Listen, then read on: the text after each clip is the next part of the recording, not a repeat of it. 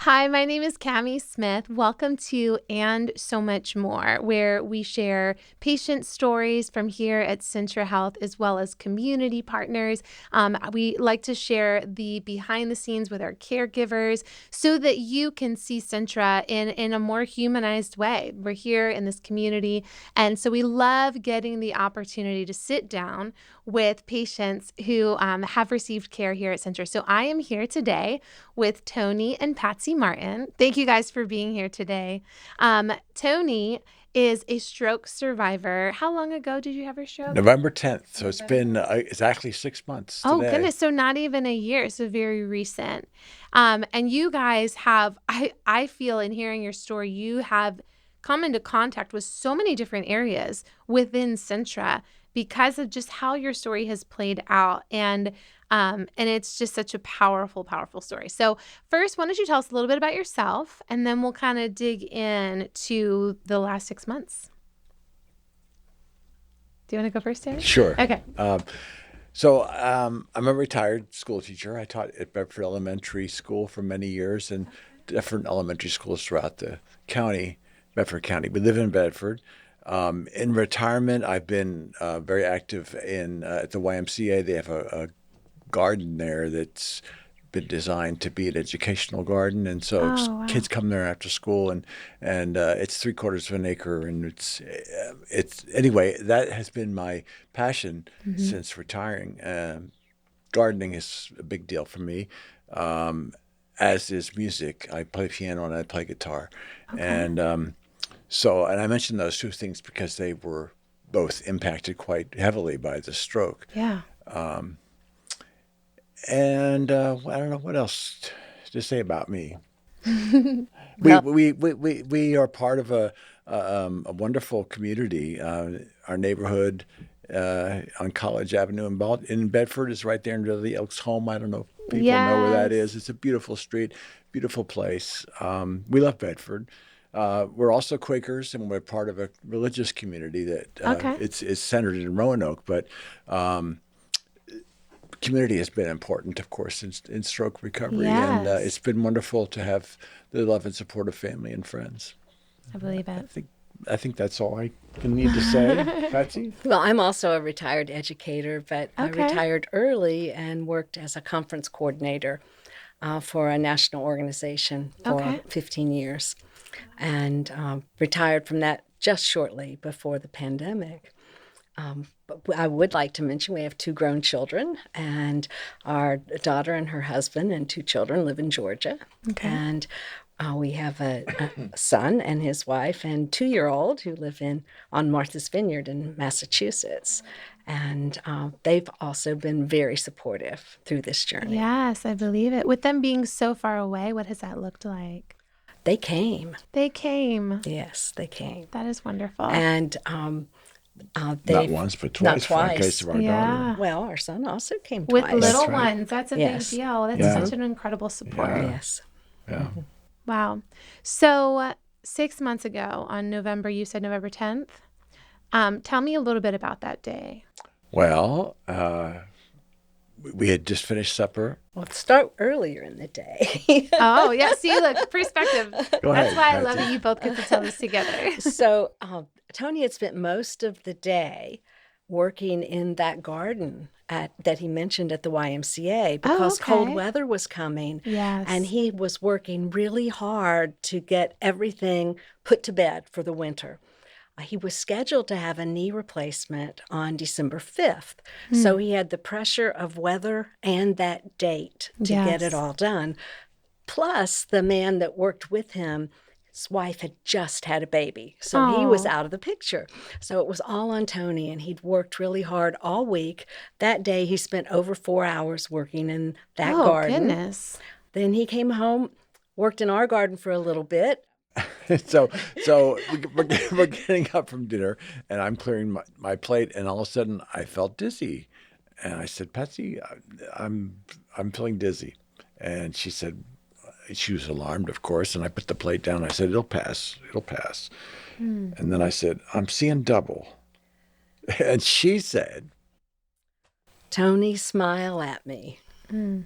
So I did, and I had a lopsided smile. And Patsy had learned from a dear friend of ours many years ago that that was a sign of stroke. My goodness, that was so smart. And I Wasn't it? called No, instantly. Yes. so she said, I'm calling 911. And I Oh, said, no, we'll pass. This is nothing. Come oh my on. goodness. So I've learned that you'd think I would learn by now to listen to her. Oh, But so then she called 911 and she said, let's lay you down while the ambulance comes. And I had trouble. And by this time, I'm realizing this is more than something that's yeah. minimal that will pass because I had trouble getting from the kitchen to the couch to lay down. So while we were on the phone, though, with the person on 911, I told them first that he had a lopsided smile, but they asked those other questions about raising his left arm and could he keep it up. And I forget, there were 2 or 3 other questions that were their screening. Yes. And yes. so when I gave those positive answers, I could not raise my left arm. he couldn't Yeah. raise it at all. And so they said they would be right on their way. And then she called her sister. And I said, Patsy, you don't need to get Beverly involved in this. Anyway, so the whole thing was set in motion, Support, and I yes. said, okay, I'm along for the ride, I guess. I have no choice. Yes. So you were taken to Bedford. Yes. Memorial. Bedford Memorial, which is part of the Centra system. Yes. And while he was there, I'm not sure exactly if he was a neurologist or if he had a special stroke training, but we had a video conference with a doctor from UVA. Okay. And he spoke to us at length about what he had seen was happening and what he thought should happen. And he mentioned the drug TPA. Yes. And that we were well within the window for that. And Good. he talked about the dangers of that. Yes. And it was very sobering. I believe And it. ultimately, though, he said, if you were my brother, I would recommend this, that you get the PPA. And so I said, okay. And we signed for it, and it seemed to really stop the stroke in its track. So TPA is the drug, correct me if I'm wrong, it breaks up the blood clot, correct? Yes. Okay, Yeah. so that took effect almost immediately. So you had the drug, it stopped the stroke. Right. So then they told us the ambulance, we need to take you to Lynchburg General because that's you need to be in the ICU unit there so we can monitor you more closely. But we have to wait for an ambulance that's in Richmond to come get you. Goodness. Yeah. Oh, no. So we waited for about an hour Okay. or more. I found out how It was much more than that. But Yeah. the reassuring piece to me was that if we could wait for Yes. for an ambulance in Richmond, then we were past the I bet danger zone. that gave That was you probably a good some sign. peace. Yes, did. because they do. I know that they assess for those who can wait and those who cannot wait. And so Right. that probably gave you a little bit of time to take a deep breath. We're past the hard part and maybe processing what came next. Yes. Right. So you were transferred to Lynchburg General Hospital. And then once you So I have arrived, to say, by this time, it's been a couple hours since the stroke Yeah. or more, and many of the things that were a problem have come back online. Like I can now get words out. I couldn't get words out when it first at happened. first, before they gave him the TPA, he could not. Nothing he said was intelligible. yeah.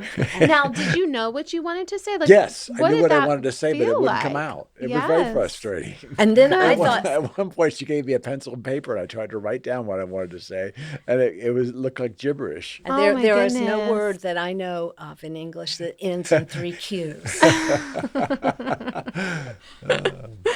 Oh, my goodness. Yeah, so that was coming. My speech was coming back, and so now I'm thinking, well, maybe this is something that will pass over, and I'll be fine, by morning. Well, Yes. that wasn't quite the case, but eventually the ambulance came, and the reason we had to wait for it because it's a special ambulance apparently that Yes. takes stroke victims. So anyway, we got to Lynchburg General. Oh, he got to Lynchburg General. By this time, it was the middle of the night, and they told me that I could not see him until 7 in the morning, Ooh. and that I really should go home and get some sleep. Yeah. That was hard. I believe It it. was hard to leave him, and it was hard to sleep that night. Yeah. But It's I been was there hard for before Patsy to 7. sleep.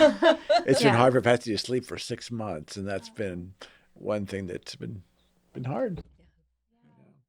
So, how long was your stay at Lynchburg General Three Hospital? weeks, two He weeks, stayed at Lynchburg General for 1 full week, one Oh, week. okay. and he had to be there under care until my understanding was until the TPA was out of his system and he Okay. could be put on an anticoagulant, a Mm-hmm. blood thinner. And once that was started, then he was transferred to Virginia Baptist to the acute rehab unit. Oh, okay. And I was there for he was there for 2 full 2 weeks. full weeks. Okay. And those therapists were really amazing. Yeah, Yeah. that was a really well. My care throughout the whole process has been wonderful. But those 2 weeks at Virginia Baptist, there were so many people that were so good to me and so knowledgeable and so helpful. I can't say Yes. enough about the care I got Yes. there. That's so And the encouraging. improvement he made in those 2 weeks Yeah. in his balance and his strength. Mm-hmm. And he had gained enough after 2 weeks there that he was able to come home. Okay. In the meantime, I had worked at home to get our home ready for him because they had told me that, well, I'm not sure exactly who it was, but someone asked me, do you have a handrail going up to your house? How many steps do you have? And when I said there's 6 steps and we don't have a handrail, they said, then he can't come home. So our son, who's a carpenter, got in touch with someone else. So while he was here from Massachusetts, the 2 of them built a handrail on the front of the Wow.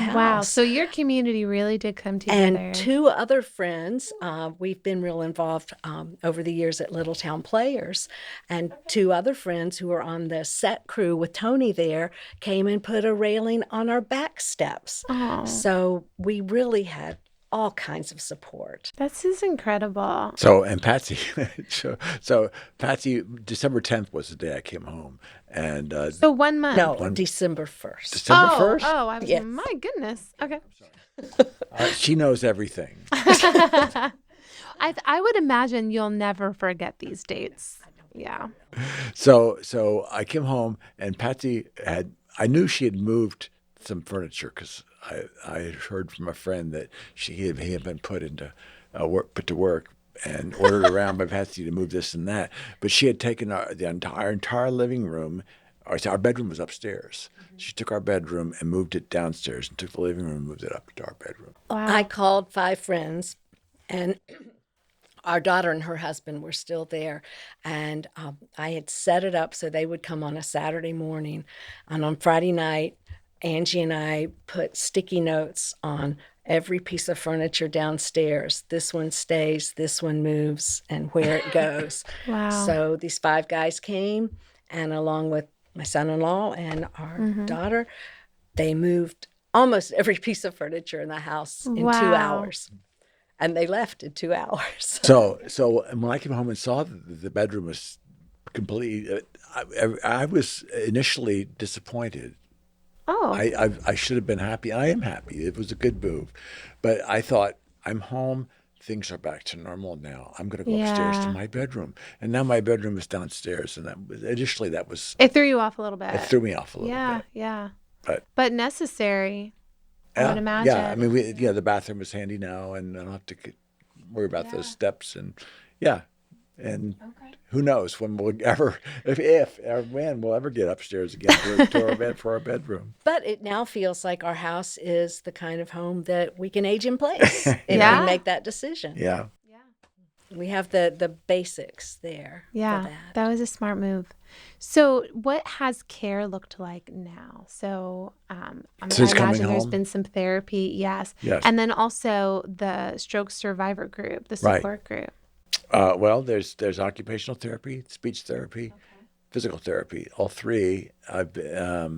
Initially I was coming here to Virginia Baptist for those, and then I got switched to Medford for occupational and physical, and that was a big help because that's only 2 miles away from our Yeah. home. Oh, that is nice.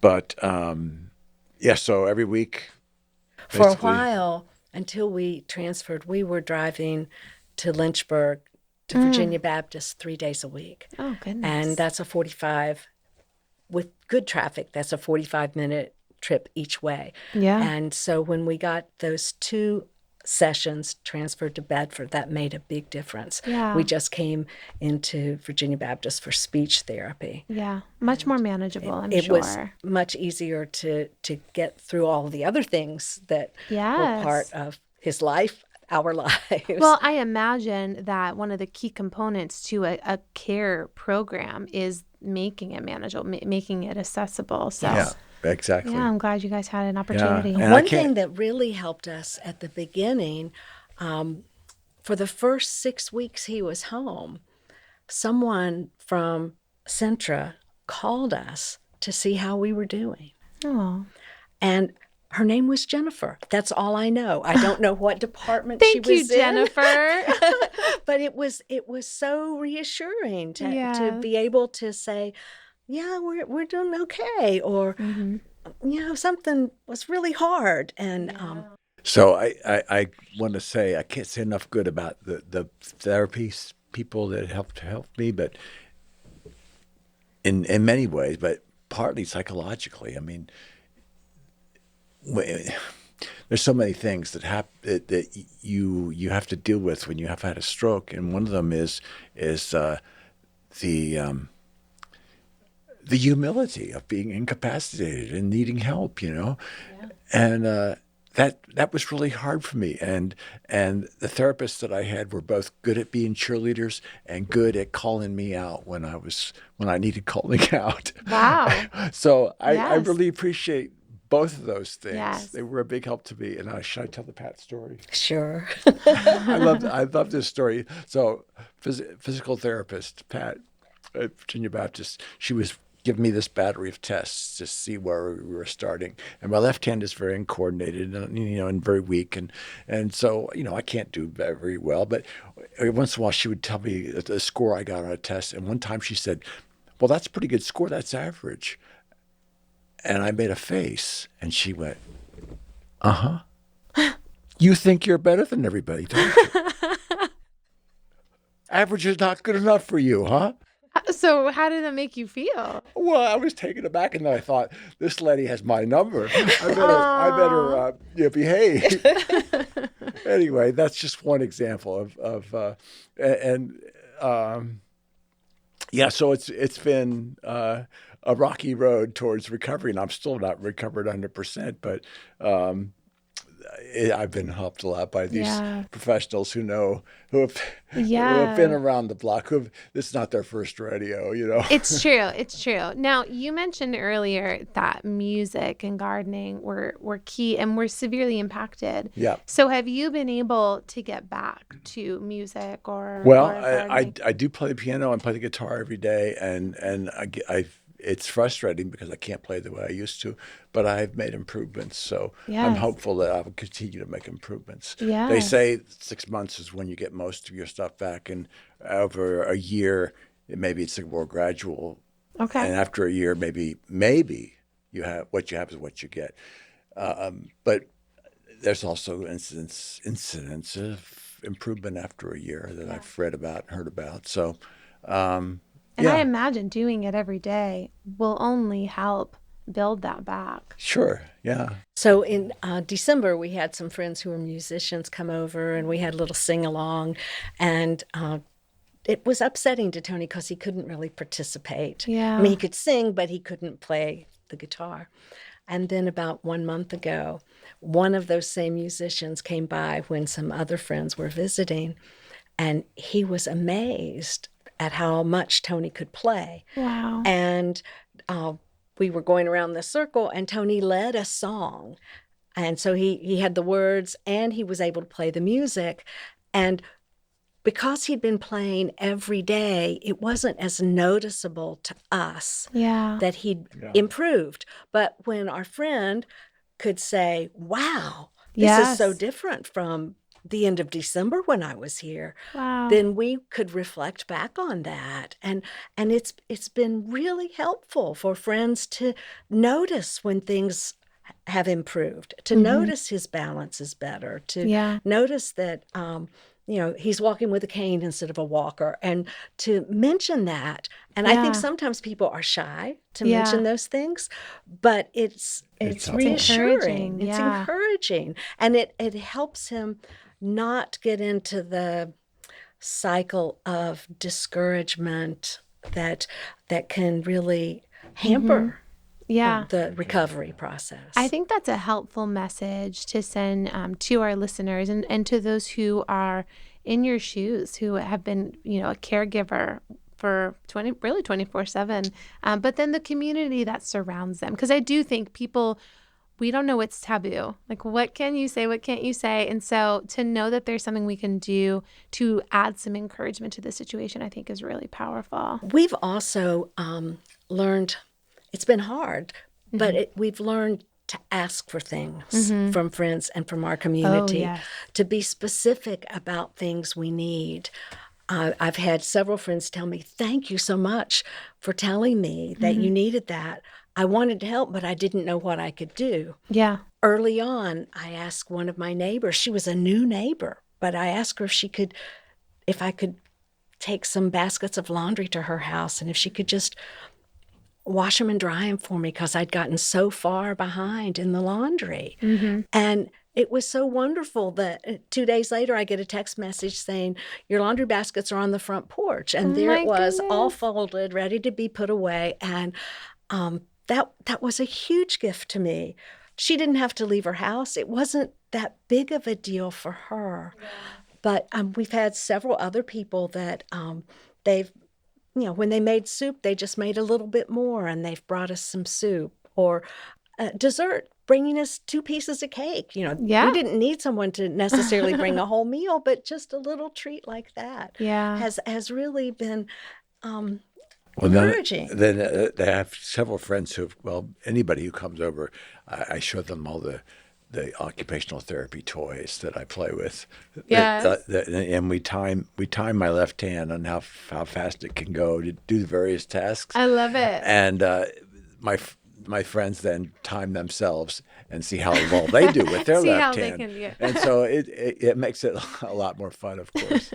Yeah, Tony's been very competitive with himself and with time. I'm better than average, right? He has a notebook where he has written down all of these things and how many scales he could play on the piano. At what speed at on the what metronome. Speed Okay. January, and how many scales he can now play and at what speed. And he Yes. can look at that, again, comparing those things. He's really... it's been great to have people come and do those things with him, because I won't do it. Well, and I imagine that brings so much joy. There's so much joy just radiating off the two of you. Like, it is delightful. And I imagine in the support group, the stroke survivor group, that's probably such a light to them to just have that joy. Well, it has been nice to be among that group of people because, of course, we all speak the same language and know from whence we speak and what we're doing is true. And to hear somebody else's story, I mean, every stroke is different. Every family, every community that supports is different. So our story may not be transferable to other people, but to hear other people tell their story and to hear commonalities in their stories is encouraging and heartening. Yeah. I also would like to say that the first day Tony was at Virginia Baptist in the acute rehab unit was the first day that Mandy had the support group again after COVID. Oh, after COVID. Okay. And they just told us, you go here at 4:00. And so we just went there at 4:00. And for all I knew, this happened every Thursday at 4:00. Yes. And I was surprised later to find out it was once a month. But, we got to hear that very day there were people there who had recovered 10 years before, 15 years before from strokes. And there were other people that had been in rehab a week and they had already shown improvement. And that was so encouraging to us, with this being his first day there. Yeah. And so that made us want to go back. Yes, I believe it. And to start your care in that way, that's pretty powerful. Yeah. Yeah. So you had asked about the garden, and I want to say a little bit about that. Yes.